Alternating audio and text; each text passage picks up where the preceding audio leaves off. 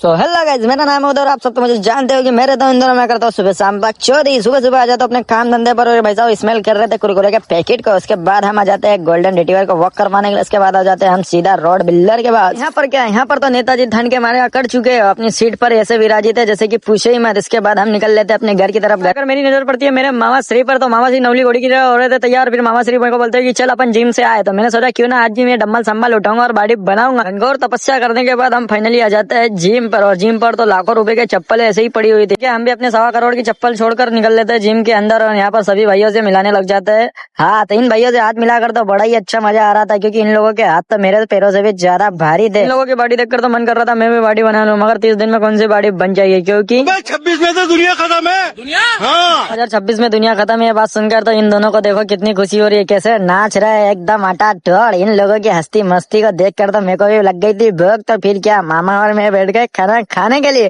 और मामा ने तैयार कर लिया था बैग, और फिर हम तरक्की की सीढ़ियां उतरने लग गए। और मामा को छोड़ने के लिए जाना था मेरे को 3 इमली। वहाँ पे 3 इमली तो देखती नहीं, मगर हम हनुमान जी के दर्शन जरूर कर लेते हैं मेरी।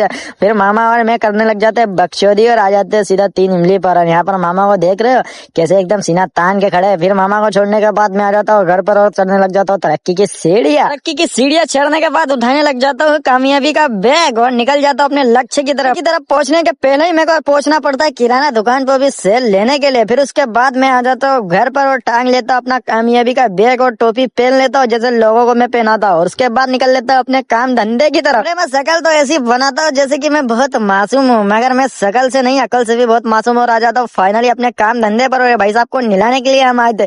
ये ब्लॉग अच्छा लगा तो ब्लॉग को लाइक करे, चैनल को सब्सक्राइब करे। मिलते हैं नेक्स्ट ब्लॉग में।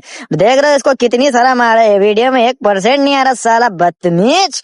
मिलते हैं नेक्स्ट ब्लॉग में, बाय बाय।